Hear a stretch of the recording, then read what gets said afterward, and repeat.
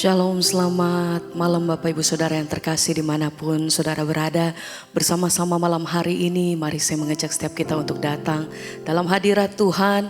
Kita siap untuk memuji dan menyembah Tuhan malam hari ini.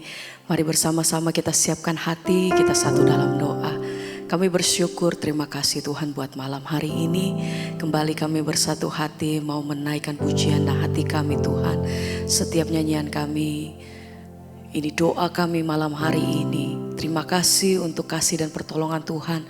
Sepanjang hari ini kami terima begitu banyak kebaikan dan pertolongan Tuhan. Sebab itu sama-sama kami mau siapkan hati kami untuk datang memuji dan menyembah Engkau. Berjanjimu Tuhan itu yang menguatkan setiap hati kami. Terima kasih. Kami bersyukur Tuhan. Haleluya. Engkau baik. Oh, bermalam hari ini kami datang Tuhan bersyukur. Oh, terima kasih Bapa. Mari sama-sama. Janjimu seperti fajar pagi hari, amin, yang tiada pernah terlambat bersinar. Cintamu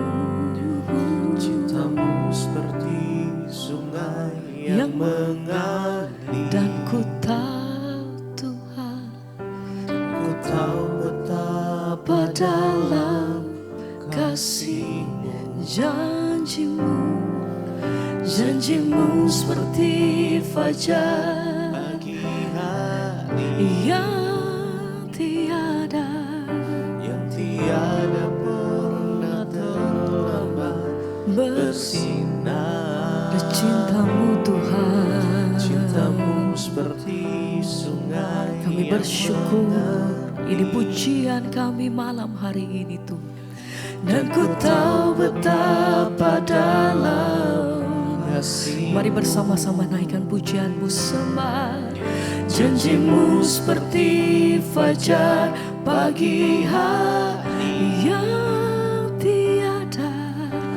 tiada pernah terlambat bersinar. Cintamu seperti sungai yang mengalir, dan ku tahu betapa dalam. sama-sama mari nyatakan. Oh, janjimu seperti fajar pagi hari yang tiada pernah terlambat bersinar. Cintamu seperti sungai yang mengalir, dan ku tahu betapa dalam kasih-Mu.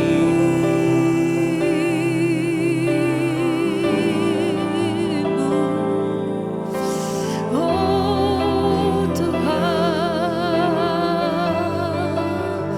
malam hari ini kami datang menyembah Tuhan. Kami mau nyatakan kami percaya janji-Mu. Kau yang sembuhkan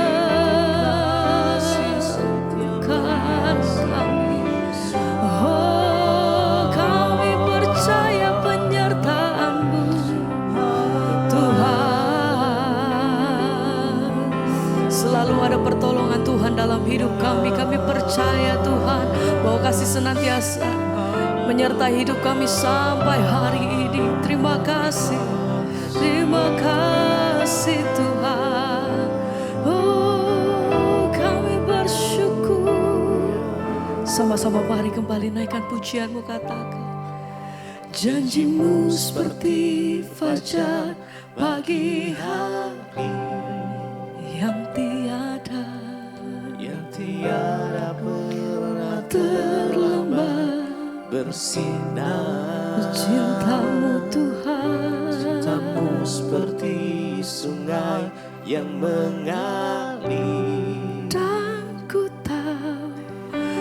ku tahu betapa dalam kasih-Mu. Mari bersama nyatakan, Janji-Mu seperti fajar pagi hari yang tiada pernah terlambat bersinar. Cinta-Mu seperti sungai yang mengalir. Dan ku tahu betapa sekali lagi dengan iman sama-sama naikkan pujian ini. Janji-Mu seperti fajar pagi hari yang tiada pernah terlambat bersinar. Kami percaya Cinta-Mu seperti sungai yang mengalir. Dan ku tahu betapa dalam kasih-Mu.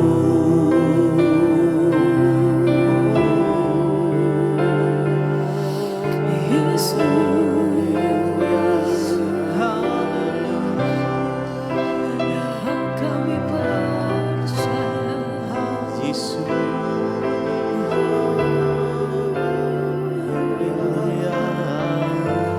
Terima kasih.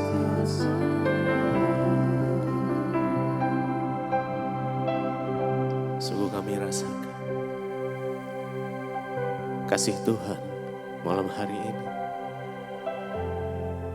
Kami rasakan dalamnya kasih-Mu ya Tuhan. Dan kami mau menikmati Engkau malam ini.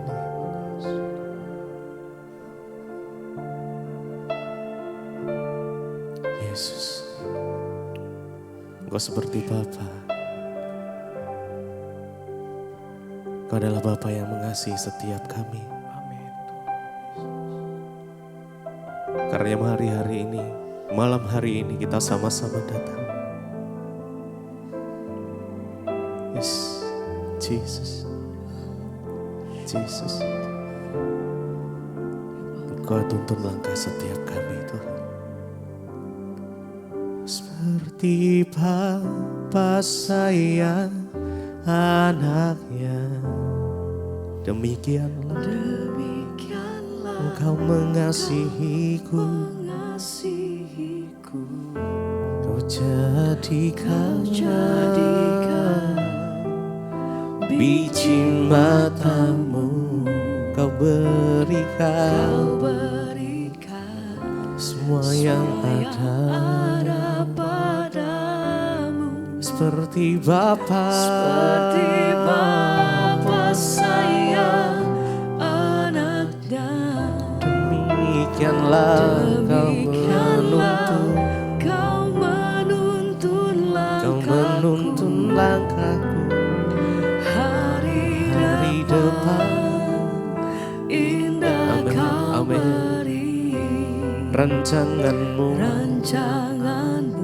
yang terbaik bagi. Mari dengan segenap hati kita seperti Bapa sayang anaknya. Terima kasih Tuhan.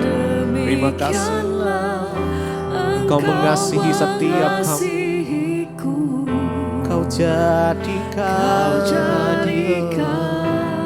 biji mata-Mu, Kau berikan semua yang ada padamu. Seperti Bapa sayang anaknya, oh demikianlah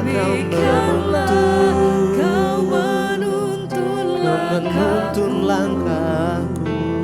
Hari depan indah Kau beri.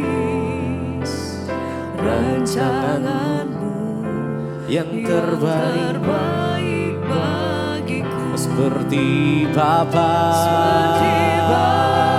sayang anaknya, demikian Engkau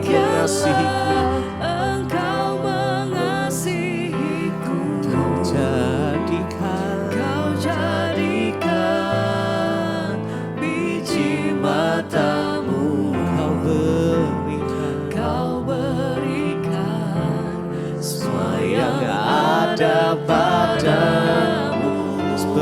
Bapa sayang anaknya, demikianlah Kau menuntun langkahku. Hari depan indah Kau beri rancanganmu yang terbaik bagiku. Mari lebih lagi seperti Bapa sayang anaknya, demikianlah Engkau mengasihiku. Engkau jadikan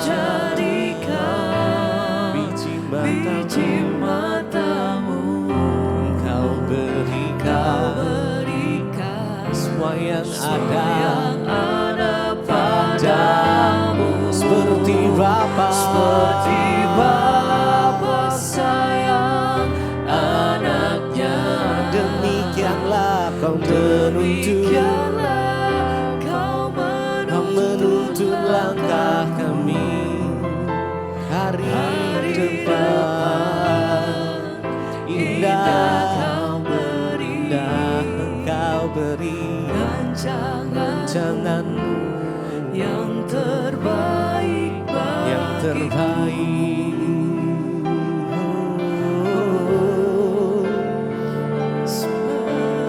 Kami percaya Tuhan, saat kami di dalam Engkau, kami percaya bahwa rancangan-rancangan Tuhan adalah rancangan yang terbaik untuk setiap kami. Karena kami gak perlu takut, kami gak perlu khawatir saat kami menaruh harapan kami di dalam Engkau Tuhan. Harapan kami tidak sia-sia. Dan Kau yang memberikan kekuatan atas setiap kami untuk kami boleh berjalan bersama dengan-Mu ya Tuhan. Terima kasih.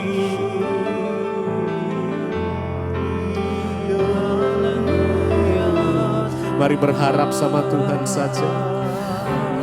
Sebab Dialah sumber kekuatan, sumber pengharapan, sumber kedamaian di dalam hidup kita. Seperti Bapa sayang. Mari dengan segenap hati kita datang pada Tuhan. Demikianlah Kau mengasihiku. Kau jadikan biji matamu, Kau berikan semua yang ada padamu. Seperti Bapa sayang anaknya, demikianlah Kau menuntun langkah kami. Hari depan indah Kau beri rancanganmu yang terbaik seperti Bapa sayang anaknya,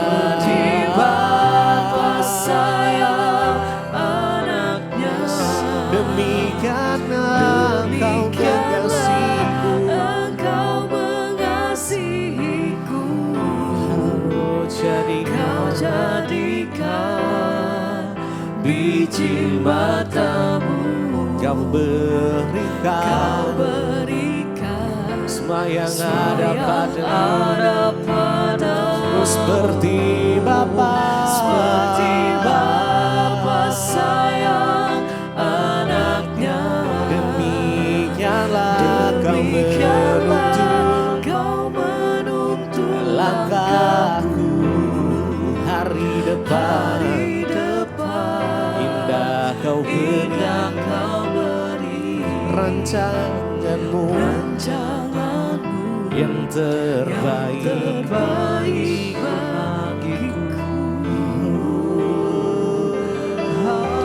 Terima kasih ya Tuhan.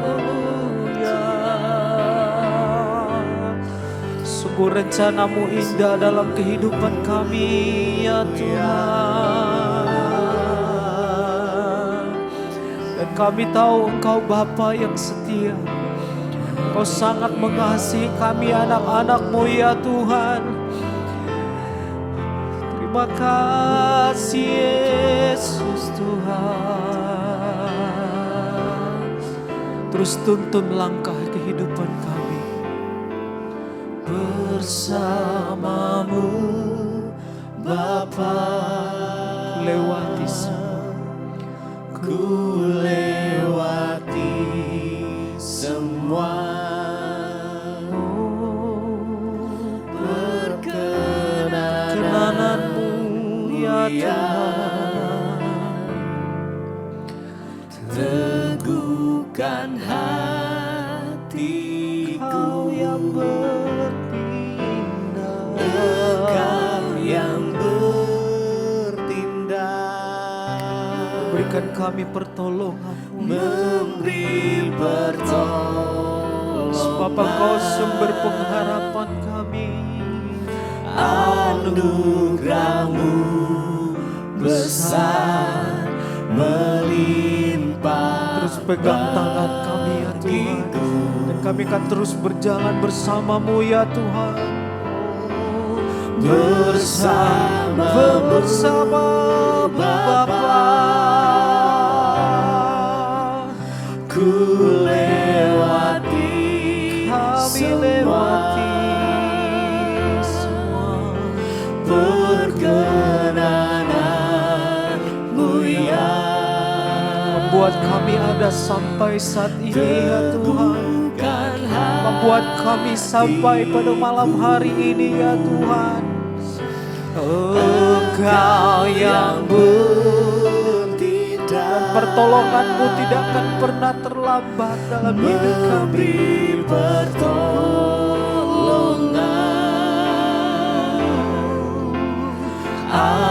Anugerah-Mu besar melimpah. Mari umat Tuhan bisa sambil angkat tangan Tuhan.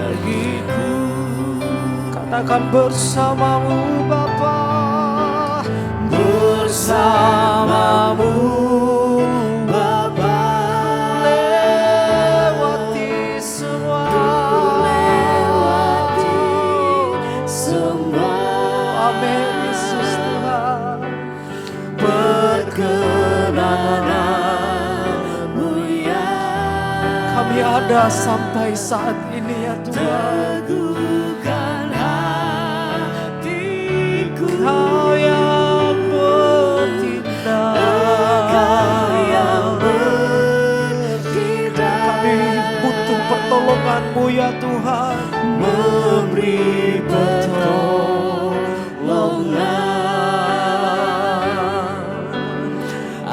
Anugerah-Mu besar Ini kehidupan kami ya Tuhan.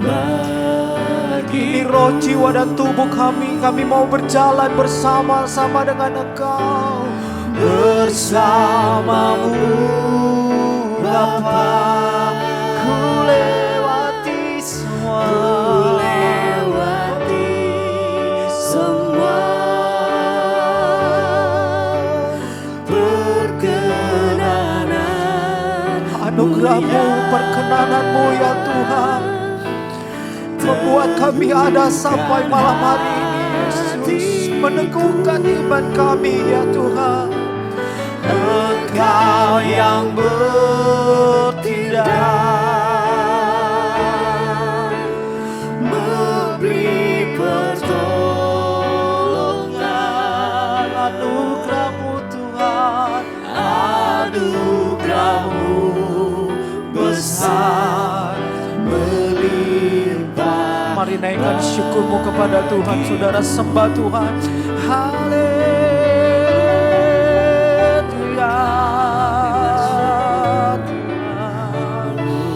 Yesus Tuhan, anugerah-Mu besar, anugerah-Mu besar dalam kami, perkenanan-Mu turun atas setiap kami Tuhan.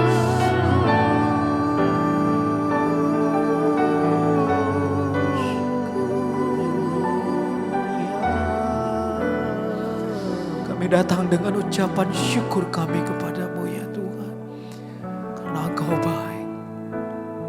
Bersamamu Bapa,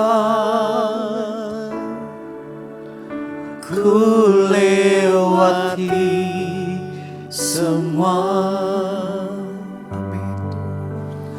Perkenananmu yang teguhkan hatiku, teguhkan hatiku.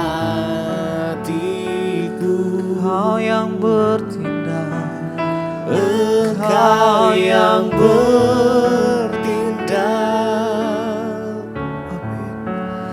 memberi pertolongan. Anugerah-Mu besar melimpah bagiku.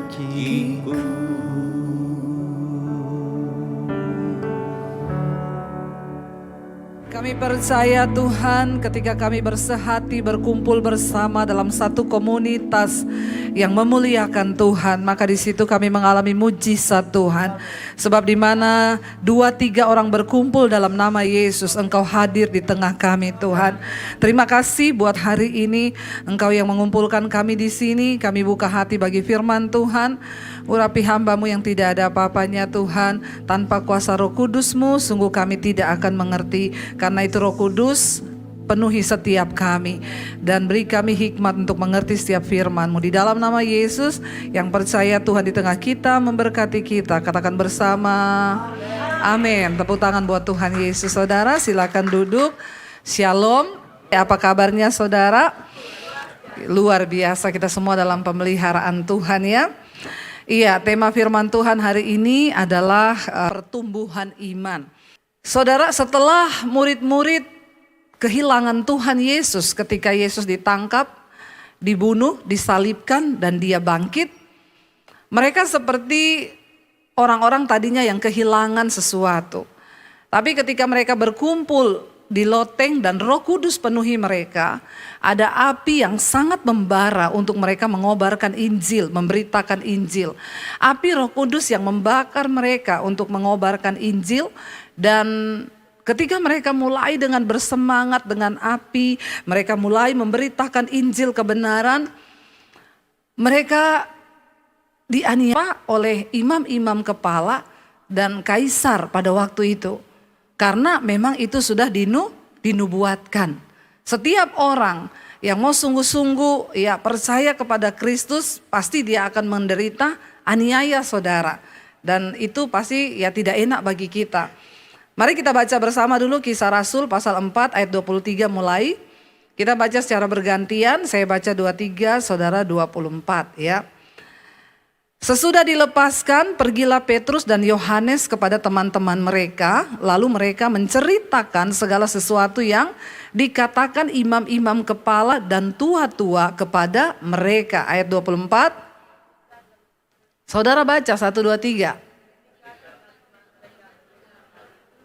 Berseluruh mereka bersama-sama kepada, ya Tuhan, Engkaulah yang menjadikan langit dan bumi dan laut. Tolong baca Alkitab agak bersemangat ya. Saya tuh hari ini agak loyo saudara. 2 hari saya tepar, saya nggak bangun karena seperti kekuatan tenaga mungkin karena 3 minggu saya keliling. Ya ini sore ini saya baru bangkit loh ini. Jadi saya agak loyo, saudara jangan ikut-ikutan loyo ya. Kalau saya loyo saudara semangat dong, amin. Biar saya bersemangat, saudara mentransferkan kepada saya. Saya ini baru bangkit seperti nggak ada tenaga, pusing, bawaannya mual. Hari ini saya bangkit demi saudara loh ya. Jadi saudara yang sehat baca Alkitab agak amin. Ya, lalu ayat yang ke berapa sekarang? 25 ya. Dan oleh Roh Kudus dengan perantaraan hamba-Mu Daud Bapa kami, Engkau telah berfirman, mengapa rusuh bangsa-bangsa, mengapa suku-suku bangsa mereka-reka akan perkara yang sia-sia. Ayat 26.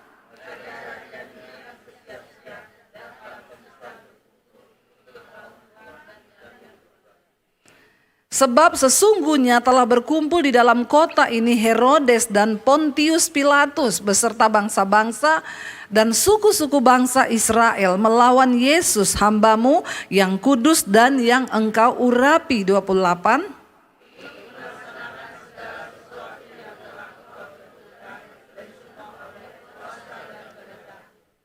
Dan sekarang ya Tuhan, lihatlah bagaimana mereka mengancam kami dan berikanlah kepada hamba-hamba-Mu keberanian untuk memberitakan firman-Mu. 30.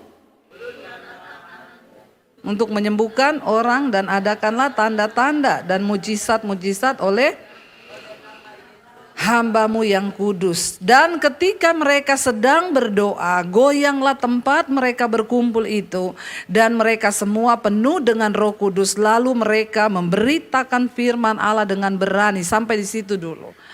Saudara, ketika Yesus mati, murid-murid sudah dipenuhi Roh Kudus di loteng ya pada waktu itu, pencurahan Roh Kudus.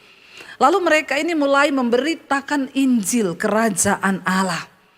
Tetapi seperti yang sudah difirmankan bahkan zaman Daud dahulu, bangsa-bangsa akan rusuh untuk apa saudara? Untuk ya dikatakan memerangi, bahkan untuk membenci orang-orang yang diurapi oleh Tuhan ya. Lalu Injil itu mulai dihambat, bahkan sampai saat ini kita lihat saudara ya. Ketika kita mau memberitakan Injil memang tidak gampang, tidak mudah. Ya ada saja tekanannya. Kenapa? Karena setan gak mau orang diselamatkan. Tapi kita harus selalu punya api Roh Kudus untuk memberitakan Injil. Orang itu tanya sama saya saudara, bayangkan saya ini bulan ini 3 minggu saya itu gak pulang Jakarta loh. Saya keliling ya penginjilan. Mereka bilang ibu tuh gak capek toh. Kalau ditanya capek ya capek saudara. Enak tidur di rumah atau jalan-jalan di Plaza Indonesia ya toh. Seperti saudara-saudara ini. Ya enak nge-mall, ngafe, ngopi, ya toh. Tapi ya itulah panggilan saya sebagai seorang penginjil. Ya saya harus pergi. Saya tepar kemarin 2 hari benar-benar tidur ya. Dan besok pagi subuh saya harus berangkat ke Luwuk Banggai. Di kabupaten di Luwuk Banggai itu di kepulauan saudara. Ya orang bertanya ibu kenapa ibu bersemangat? Karena sudah ada 1.300 pendeta. Dari pedalaman, dari berbagai organisasi berkumpul di sana. Untuk kami mengadakan seminar 3 hari dan KKR 2 malam. Apa yang membuat saya menyala saudara? Ya karena api penginjilan itu loh. Tapi hari-hari ini saya lihat itu enggak ada loh di orang Kristen. Saya bingung yang berubah ini Roh Kudusnya atau orang Kristennya? Halo? Ya saudara, kita ini semua disuruh memenangkan jiwa loh. Itu bukan tugas saya toh atau Pak Kondrat aja.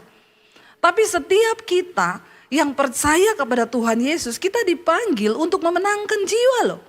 Karena waktu kita nanti menghadap Tuhan mati, Tuhan gak tanya jumlah depositmu berapa. Tuhan gak tanya jumlah rumahmu berapa. Dia gak tanya mobilmu merek apa. Dia gak tanya jabatanmu di dunia apa. Itu semua gak masuk hitungan Tuhan. Tetapi Tuhan akan tanya, berapa banyak jiwa yang sudah kau bawa bagiku. Di mana kita ini sambil bekerja, sambil melayani, kita harus terus memberitakan Injil kebenaran. Amin saudara. Ya, kemana kita harus beritakan? Gak usah berdoa begini, Tuhan kirim aku ke Bangkok. Kata Tuhan, kejauhan keles. Ya, saudara gak perlu berdoa ke Bangkok dulu, atau ke Singapura, atau ke Amerika. Kirim aku Tuhan ke Alaska. Cuma ada beruang di sana. Ya, di mana saudara harus memberitakan Injil? Di komunitasmu, kepada sahabatmu, kepada orang yang ada di sekelilingmu. Karena Alkitab berkata, tuaian itu menguning, tapi penuai sedikit. Bayangkan sudah berapa puluh tahun saudara jadi Kristen. Itu yang Rasul Paulus bilang. Kalau ditinjau dari segi umur, saudara ini harusnya sudah jadi pengajar. Amin. Tapi kan kebangetan, asas-asas dari kekristenan aja banyak yang belum ngerti. Halo saudara, ayo kita buka mata kita. Satu saat Tuhan datang atau kita mati, kita harus bertanggungjawabkan itu di hadapan Tuhan loh. Karena dengar ya jabatanmu, kekayaanmu, semua yang kita lakukan di bawah dunia ini tidak akan ditanya. Percayalah, yang Tuhan cuma tanya, sudahkah engkau melakukan kehendakku? Makanya saya juga kemana-mana saudara, saya selalu rindu untuk memberitakan siapa Yesus itu kepada semua orang. Saya pernah cerita dulu di pesawat, saya ketemu satu orang ibu. Saya duduk di sebelahnya saudara. Ya lalu karena saya sendiri, ibu itu juga sendiri, saya tanya, ibu dari mana? Oh saya dari kota ini bu, saya itu mengunjungi anak saya. Anak saya di kota ini tuh kaya banget bu. Ya semua anak-anaknya sekolah di luar negeri. Anak saya itu yang di sini kaya banget itu main minyak bu. Saya bilang oh licin ya. Licin main minyak saudara. Lalu dia mulai pamer sama saya. Satu cucu saya di Belanda, satu di Australia, satu sekolah di Amerika. Jadi saya ini kerjaannya setiap bulan itu keliling-keliling bu. Jalan-jalan sambil lihat cucu. Dia pamerkan semua saudara kesuksesannya di dunia. Lalu ketika dia diam, saya tanya gini, wow berarti ibu bahagia banget ya dengan hidup ibu ini di dunia. Anak-anak semua sudah jadi orang, ada yang minyak, ada yang ini. Ibu pasti ya sangat sempurna. Lalu dia bilang begini, tapi enggak gitu juga bu. Saya ini datang ke kota ini, ibu tahu enggak buat apa? Saya menghadiri sidang perceraian anak saya. Lalu dia mulai sedih. Jadi setiap orang itu ternyata punya kisah masing-masing dalam hidupnya. Sekalipun dibalut dengan kebahagiaan palsu di luar, tapi di dalam ternyata punya kisah. Lalu saya bilang, oh anak ibu yang main minyak itu, iya bu ini mau cerai. Kasihan anak-anaknya semua masih muda-muda, belum menikah, papa mamanya mau cerai. Anak saya lagi yang satu di Jakarta, istrinya selingkuh bu. Lalu saya tanya sama ibu itu, maaf ya bu, ibu percaya Tuhan? Iya, lalu kalau ibu mati, ibu percaya gak masuk sorga? Terus dia bilang, kalau saya tuh kan percaya ya bu, nanti kalau saya mati, saya diciptakan kembali. Saya lahir kembali, jadi apa bu? Ya kalau saya hidupnya baik, amalnya baik, saya jadi manusia lagi yang lebih mulia dari saya. Tapi kalau saya amal ibadahnya gak baik, nanti saya dicipta lagi jadi binatang. Oh binatangnya apa ya bu? Ya apa aja bu, bisa anjing ya kalau dicipta jadi anjing puji Tuhan ya bu. Apalagi anjingnya lucu. Ya pasti ditaruh di kamarnya orang kaya, dibikinin kamar. Sekarang kan banyak orang lebih sayang anjing daripada sayang orang kan. Ya buat anjing segala-galanya. Ada yang diulang tahunin, dipestain saudara ya. Saya bilang coba ibu bayangkan kalau ibu terlahir jadi kecoa. Ya, orang kalau ketemu dogi yang lucu bisa gini, halo dogi, lucu. Tapi kalau jadi kecoa, saudara pernah ketemu kecoa dan gini, halo kecoa, imut banget. Ada begitu? Pasti saudara kelainan jiwa. Orang itu kalau ketemu kecoa pengen apa? Ampuni mereka Tuhan. Ya, orang kalau ketemu kecoa pengen bunuh. Saya itu langsung ambil semprotan baygon. Saya semprot sampai mati. Nggak ada orang ketemu kecoa pengen nyayang. Ibu bayangkan bu, kalau ibu terlahir jadi kecoa. Lalu dia berpikir, iya juga ya Bu Debbie ya. Atau terlahir jadi tikus. Bu, saya mau kenalkan sama ibu jalan kebenaran. Lalu saya bersaksi sama dia bagaimana Tuhan selamatkan saya. Saya cerita bagaimana Yesus mengubah hidup saya. Ya, lalu dia dijamah Roh Kudus. Saudara terakhir saya bilang, ibu mau nggak saya doakan bu. Saya berdoa buat dia saudara di atas pesawat. Ya ketika saya doakan apalagi pramugari berkata kita sedang ada dalam cuaca buruk. Ya kenakan sabuk pengaman. Jadi ketika amin saya berdoa saya bilang bu kalau ibu mati sekarang ibu yakin gak masuk surga? Saya percaya bu kalau saya berada di dalam Kristus. Dia bilang begini ada tetangga saya yang setiap minggu ngajak saya ke gereja bu. Tapi saya gak pernah mau. Tapi sejak ibu mendoakan saya ini, nanti besok minggu saya mau cari tetangga saya mau ikut dia ke gereja. Amin saudara. Harusnya kita ini punya api yang membara. Ketika ketemu orang itu, langsung di otak kita, ini target saya nih. Saya dulu itu, jadi orang itu mau menginjil itu seperti sales asuransi. Ada di sini yang jadi agen asuransi? Saya dulu pernah, saudara. Ya, saya setiap minggu dulu top agent terus. Bagaimana enggak top agent? Setiap minggu 6-7 case saya closing. Itu saya lihat orang tuh, saya lihat target nih. Harusnya seperti itu kita nih menginjil. Kalau lihat orang, wah target nih, usahakan sampai closing, amin. Gak ada amin lagi. Ngomong amin aja males ini orang-orang ini, ampuni mereka Tuhan. Karena mereka tahu apa yang mereka lakukan. Ingat loh saudara, kita diselamatkan bukan cuma untuk diri kita sendiri. Ya, kita harus selamatkan orang lain, anak-anak muda. Engkau punya teman di sekolah, di kampus, kenalkan dia sama Yesus. Amin. Coba kita lihat di sana. Ketika akhirnya Petrus dan Yohanes ditangkap, mereka itu ditangkap kenapa saudara? Karena mereka mendoakan orang, mereka menginjili orang, lalu orang itu kemudian percaya. Ketika itu ya kaisar dan para imam-imam kepala ini merasa terusik ya, jangan sampai orang-orang ini dimenangkan bagi Kristus. Lalu Yohanes dan Petrus ditangkap. Mereka tanya, kamu tuh mendoakan mereka tuh pakai kuasa apa? Mereka bilang, pakai kuasa Yesus yang sudah kamu salibkan itu. Lalu akhirnya mereka ditangkap dan mereka dicari alasan untuk dipenjara. Tapi kemudian Petrus dan Yohanes berkata, dengan alasan apa kamu itu mau memenjarakan kami? Tidak ada alasan, apakah karena kami menyembuhkan orang lalu kalian akan penjarakan kami?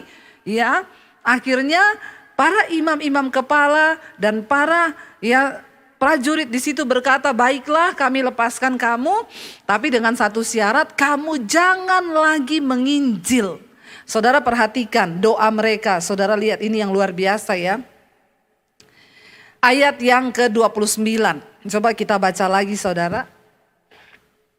Mereka itu berdoanya gini loh, yang luar biasa yang saya lihat di sini saudara. Ketika mereka diancam untuk memberitakan Injil, mereka tidak berdoa gini, Tuhan bunuh semua itu orang-orang yang mengancam kami. No, tapi doa mereka adalah apa?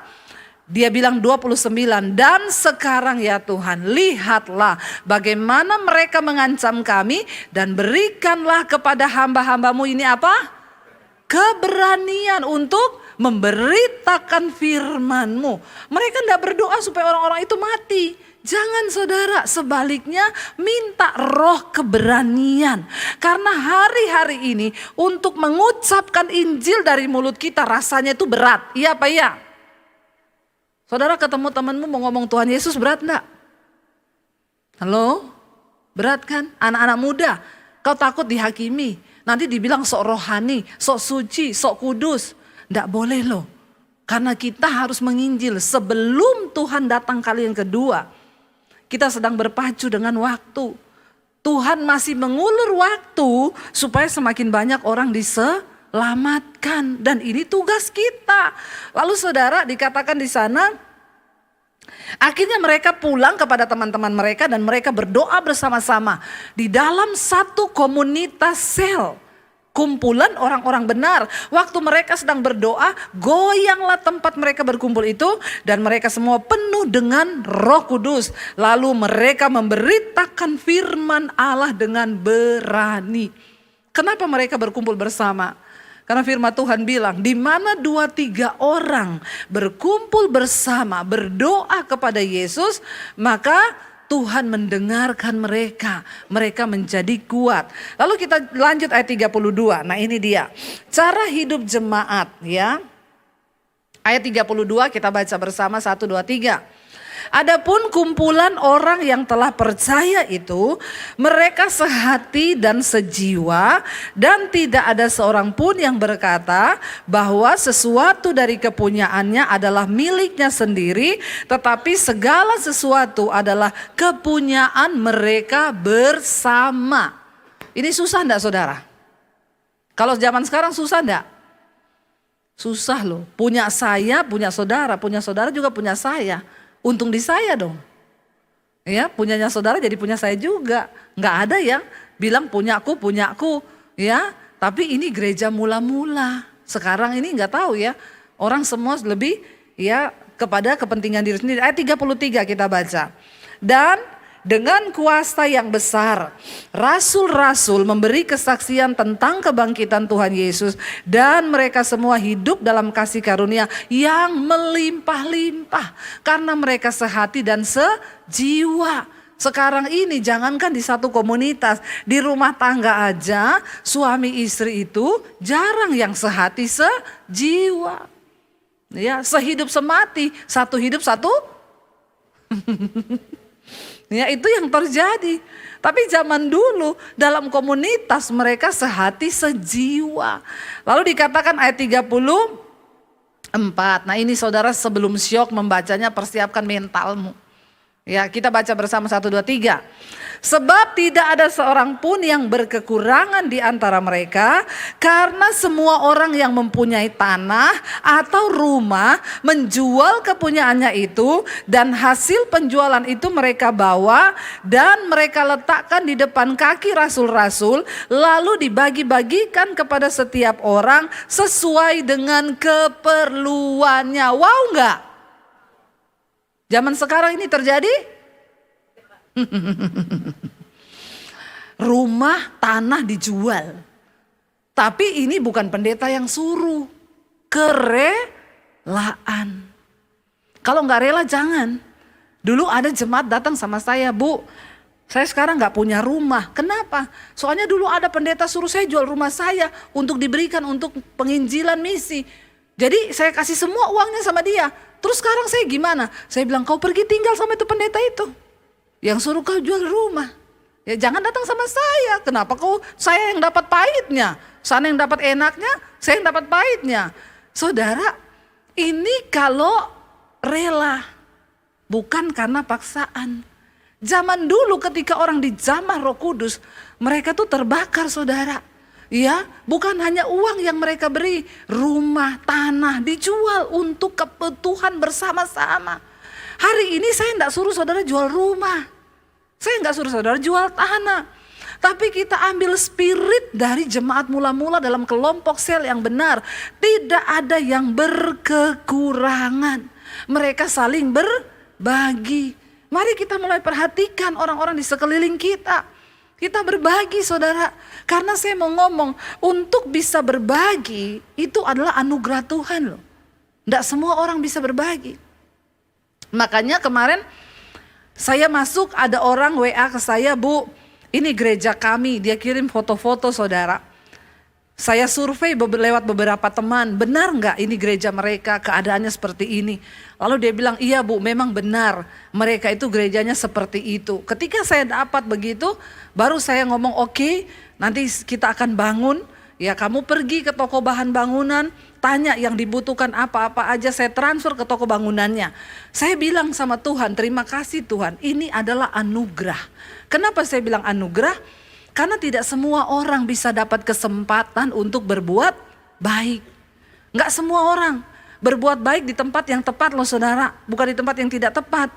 Ya, saya ingat dulu ada satu orang ibu, dia WA kepada saya. Dia bilang, Bu Debbie, saya beberapa minggu ini baru menemukan channel ibu di YouTube.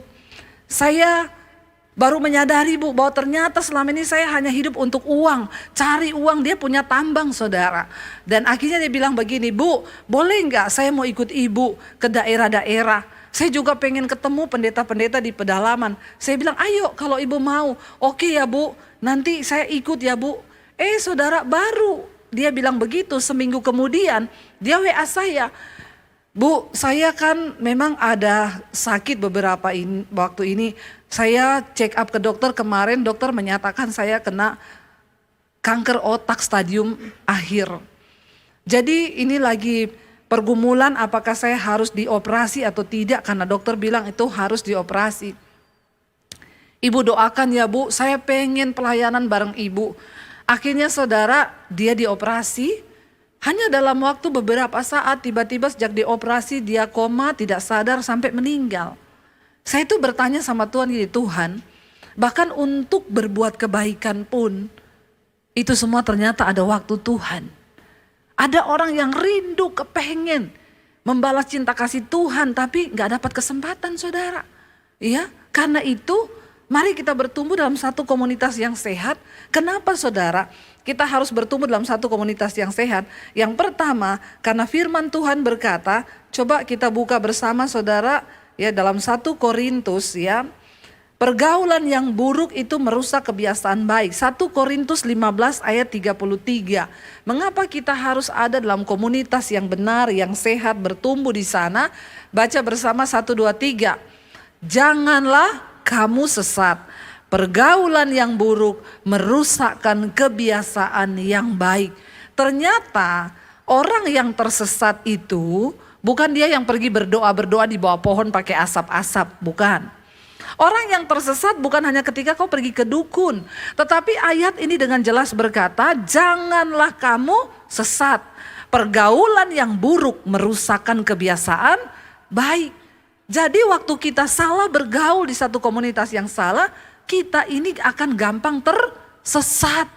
Karena kebiasaan baik kita perlahan akan mulai berubah menjadi buruk. Hati-hati dengan komunitas di mana saudara berada. Di kantormu, di kampusmu, waktu engkau mulai hidup dengan prinsip kebenaran firman Tuhan, bertahanlah di sana. Saya banyak orang datang, Bu tadinya saya ini tidak merokok. Tapi karena semua teman-teman saya merokok, terpaksa saya merokok. Kamu gak perlu ikut merokok ketika kamu ada di komunitas yang begitu. Saya ini tadinya gak suka dugem Bu. Tapi sejak saya bergaul dengan teman-teman di kampus saya, mereka suka dugem. Akhirnya sekarang saya dugem. Jadi tiap malam dia dugem, dunia gemetar. Ya, jangan saudara. Mari kita berdoa supaya kita ini terjaga dalam, kenapa kita harus ada dalam komunitas yang sehat? Karena pergaulan yang buruk itu merusak kebiasaan baik. Yang kedua, kenapa kita harus ada di komunitas yang sehat? Karena kita butuh nasihat yang benar. Dalam hidup ini sering kita menghadapi persoalan masalah, kita perlu mendapatkan nasihat. Kalau engkau ada di komunitas yang benar, nasihatnya juga benar. Tapi waktu kau ada di komunitas yang salah, ya misalnya anak muda curhat, aduh gua tuh di rumah orang tua gua ribut terus, mau ngapain ya udah dugem aja lu, mabuk ngapain juga lu urusin, salah lu. Tapi ketika engkau bergaul dalam komunitas anak Tuhan, kita akan saling mengingatkan, doa datang sama Tuhan. Ya, saudara hari-hari ini untuk mendengarkan nasihat yang baik itu sudah jarang. Yang ketiga, kenapa kita harus ada dalam komunitas yang baik, bertumbuh dalam iman? Karena kita diciptakan sebagai makhluk sosial, kita nggak bisa hidup sendiri, kita membutuhkan Tuhan, kita butuh bersinergi dengan orang lain, sebab mujizat juga terjadi lewat orang lain. Saya berdoa saudara, biarlah kita hari-hari ini menetapkan hati kita di mana kita mau bertumbuh, masuklah dalam komunitas yang benar, di sel-sel, di komunitas yang baik. Jangan hanya ke gereja seminggu sekali. Tidak cukup, saudara perlu bersekutu dengan orang-orang percaya, di mana kita saling membangun di situ, saling memuji, menyembah Tuhan, dan iman kita semakin dikuatkan. Kalau hari ini engkau berada di komunitas yang salah, keluar dari situ saudara. Saya pernah melayani seorang laki-laki, dia homoseksual, dan dia datang sama saya, dia mengaku, Bu saya ini seorang homo tapi saya mau bertobat. Yesus berkata, dia datang ke dunia bukan untuk orang baik, sebab orang sakit yang butuh dokter. Tapi orang akan sembuh kalau dia merasa dia sakit. Masalahnya banyak orang sakit tidak merasa sakit. Dari mana awal pemulihan itu terjadi? Waktu kita punya kerinduan mengakui bahwa kita sakit. Tapi kalau orang bilang lu sakit loh, enggak saya sehat kok. Lah bagaimana kau bisa sembuh? Ya, kalau kita ada dosa, sadarilah dosa itu, pengenlah untuk bertobat. Pengen berobat, bukan cuma bertobat tapi berobat. Supaya kau sembuh. Dia menyadari dia sakit, dia bilang saya mendengarkan khotbah ibu dan saya mau pengakuan Bu, saya sakit Bu, saya homo. Apa yang harus saya lakukan? Orang-orang berkata homoseksual gak bisa sembuh. Saya bilang tidak ada perkara yang mustahil bagi Tuhan. Kau bisa sembuh. Dosa apapun juga yang hari ini sedang saudara hidupi, saudara bisa dilepaskan asal kau mau bertobat. Amin. Lalu saya bilang yang pertama harus kau lakukan, keluar dari komunitas itu. Kamu punya komunitas? Punya Bu. Kami sering party. Ya, di gym juga saya punya komunitas ya, kita ketemu. Ya, biasa yang six pack itu. Ya, makanya cewek-cewek jangan cari cowok six pack, biasanya udah punya cowok. Ya, cari aja yang one pack itu normal itu. Ya. Jadi saudara, dia bilang, "Iya, ada komunitas kami, Bu. Yang pertama, kamu keluar dari situ. Keluar dari grup WA-nya. Ya, kalau perlu blokir semua. Untuk hidup benar, memang ada harga yang harus dibayar. Kita harus benar-benar putus hubungan. Jangan mau, ya. Saudara nanti akan terus dibawa kalau saudara akhirnya dia lakukan itu, saudara. Dia blokir semua, dia keluar dari grup-grup itu, dia mulai bertumbuh. Dan saudara tahu, dia disembuhkan Tuhan. Terakhir dia WA saya, "Bu, puji Tuhan, sekarang saya sudah menikah." Yang duluan saya tanya, "Suamimu, istrimu cewek apa cowok?" Puji Tuhan dia bilang cewek. Haleluya, berarti sembuh saudara ya. Tapi ya karena dia mau niat keluar. Jadi anak muda dan juga orang tua yang terikat dosa hari ini, pilihlah komunitas yang benar. Itu nomor satu. Ini kelihatannya sepele, tapi ini adalah yang firman Tuhan katakan, pergaulan yang buruk akan merusak kebiasaan baik. Kalau kau sudah baik, tapi kau terus ada dalam komunitas yang buruk, itu pasti akan menjatuhkan kau. Saya kasih satu contoh terakhir, para imam musik boleh naik. Satu kali ada hamba Tuhan, dia punya burung beo. Burung beo itu kan pintar kalau dilatih ya. Ada jemaat juga punya burung beo. Satu kali jemaat ini bertamu ke rumah pendeta. Burung beoknya teriak, "Shalom, shalom, haleluya, puji Tuhan, shalom." Jemaatnya bilang, "Pak Pendeta, burungnya Pak Pendeta kok pinter ya, ngomongnya shalom. Saya juga punya burung beok." Terus, tapi kalau ketemu orang dia bilang, kurang ajar, setan." Padahal kan burung beo itu tergantung yang dia dengar tiap hari toh. Berarti kan nih bapak ini sama suami, istri di rumah pasti setan-setan kurang ajar terus ini. Makanya burung beoknya meniru. Jadi dia bilang gini, "Pak Pendeta, boleh nggak burung beonya saya pinjem 1 minggu aja tak bawa ke rumah. Supaya burung beo saya bisa shalom, haleluya, puji Tuhan." "Oh iya silakan." Dibawalah seminggu. Seminggu kemudian dibalikin. Begitu balik ke rumah ketemu Pak Pendeta, dia bilang, "Setan kurang ajar." Pak Pendeta bilang, "Lah kenapa burung beo saya jadi begini?"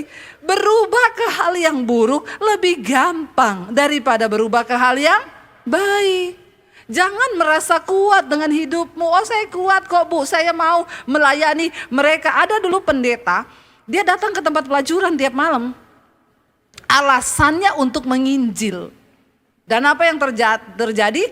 Bukan pendeta yang menggarami pelacur, malah pelacur menggarami Pak Pendeta, ya. Lalu terjadilah hal-hal yang diinginkan.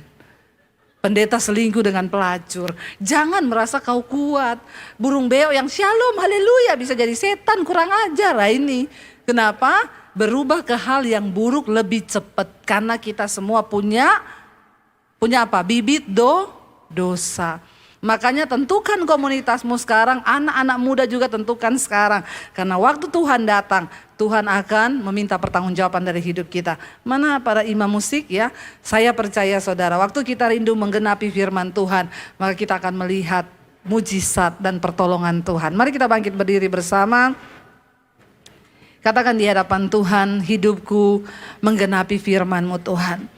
Waktu kita taat kepada firman Tuhan, itu artinya kita menggenapi firman Tuhan dalam hidup kita. Katakan pujian ini dari hati kita. Menggenapi firman-Mu, tanda mujizat sertai tiap langkahku. Kau bersamaku di dalamku, jadi bukti kebesaran-Mu. Angkat tanganmu di hadapan Tuhan saudara. Amin. Kami mau menggenapi firman-Mu Tuhan. Tanda mujizat sertai tiap langkah kami. Amin Tuhan. Jadi bukti kebesaran.